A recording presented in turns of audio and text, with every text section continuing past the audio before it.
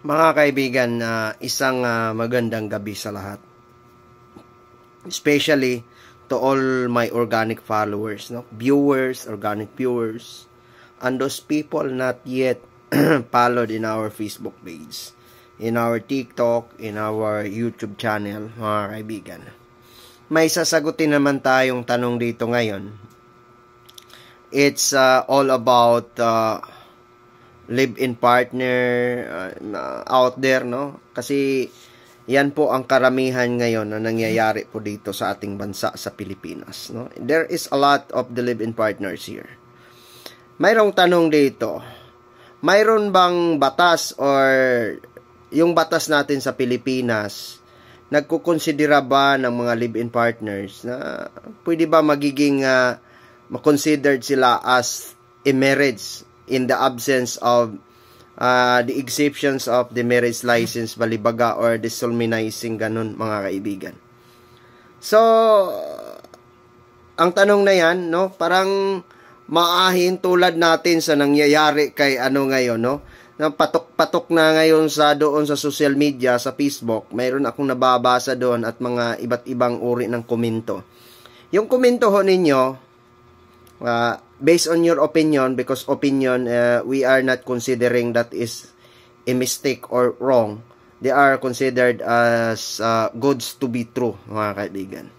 Ganun na nga, mga kaibigan, no? It is considered, no, kung nangyayari kay Elias, no? At saka sa ganun sa kanyang manager, ganun ba? Hindi ko alam yung the story about that.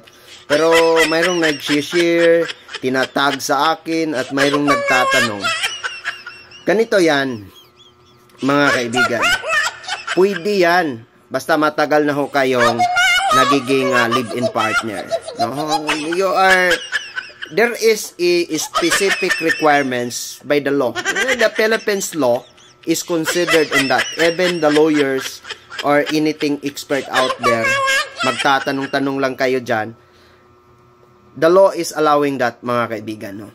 To be specific lang ho tayo dito because I am not expert. Baka sasabihin ng iba, ay mali-mali yan. Mayroon yan, mga kaibigan. No? Mayroon yan. Hindi lang ninyo alam siguro or walang nakapagsasabi sa inyo. You are cohabiting or cohabitation within that 5 years. Meaning, nagli-live-in kayo. You are living together within that the span of 5 years. 5 years ha?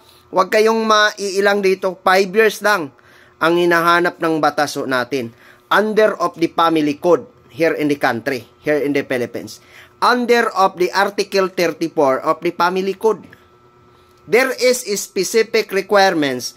Even live-in partner ho kayo, basta you are living together within that lifespan of 5 years, you are considered as a husband and wife.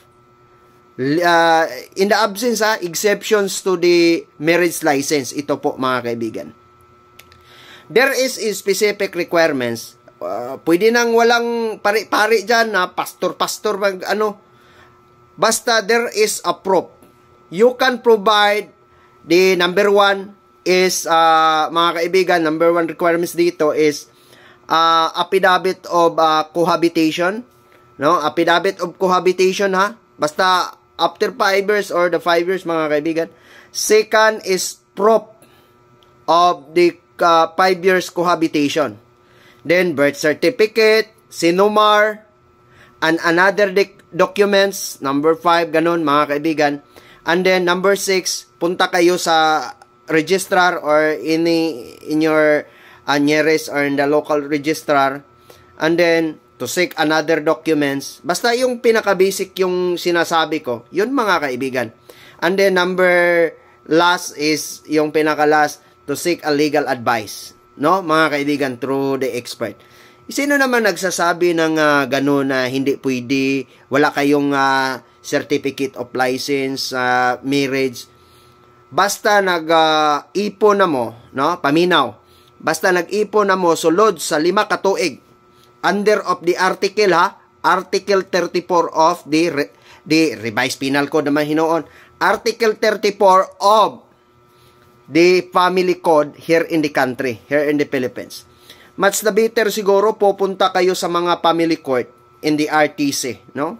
Here in the Regional Trial Court RTC 11 Davao del Norte. Mayroon dyan, ang judge dyan ay si Honorable Judge Jamie Bustilio Boco. Alam niya to, no, mga kaibigan.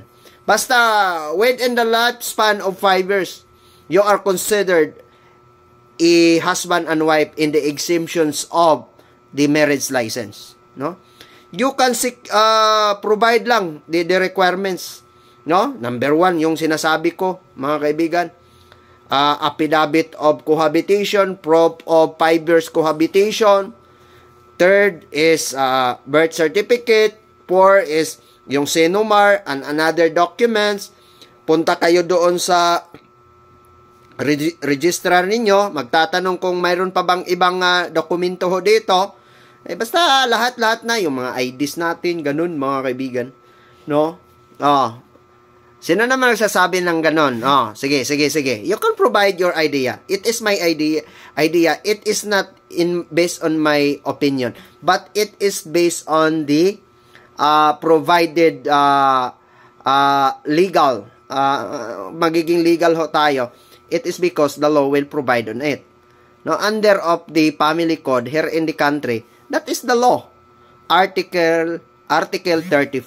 Huwag kayong maiilang dito, huwag kayong ma-absence minded dito. Article 34 basahin ninyo. Then Article 47, you can sharing your property. You can yung lahat ng na-acquire ninyo during your cohabitation, lahat 'yan.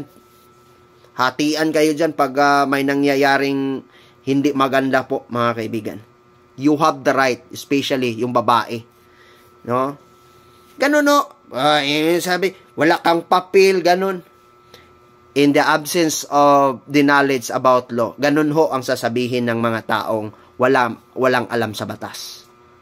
Just read it, the law. Just read it, the protocols and the sequence of law in the chronological, and then you can provide on it. No, mga kaibigan, ganun lang. Maire-relate natin ito sa nangyayari. Ang dami-dami na ngayon, mga kaibigan, no, nandyan sa social media ho. No, matatawa na lang tayo sa mga sinasabi ng mga hunghang na to, mga kaibigan. Nya. Yo